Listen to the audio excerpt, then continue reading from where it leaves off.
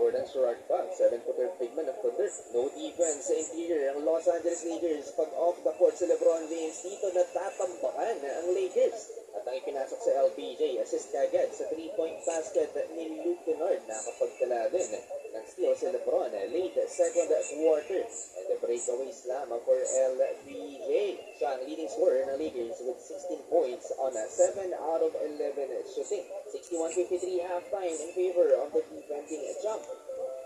Second half, SGA nakawala sa depensa ng Lakers. Pass to Chet Holmgren, alley-oop slam. Threat sa Thunder si LeBron James, kaya biniblitz na si Lolo Con. Pass to Marcus Smart, wide open jumper. Mas naaasahan pa si Marcus Smart kesa kay Austin Reeves. Kung hindi dahil kay LeBron James at Marcus Smart, parang natampakan na ng Los Angeles Lakers.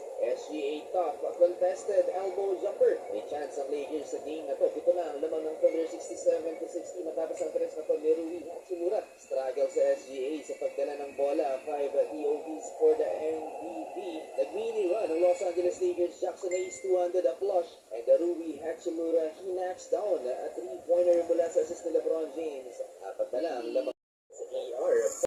Pa rin naman ang inahabol ng Lakers, 96-82, 6-minute mark. Double team kay SGA, pass to Jared McCain. Quality shot again for Jared for 3-pointers. Napapailing si Luka Doncic dahil tambak na ng 19, mga idol ang purple and gold down the stretch. So nalimitahan nga nila under 20 points sa SGA. Napakaraming weapons pa rin ang OKC Thunder. Well, panalo mga idol ang OKC sa game 1, 1-0 in favor of the defending champion.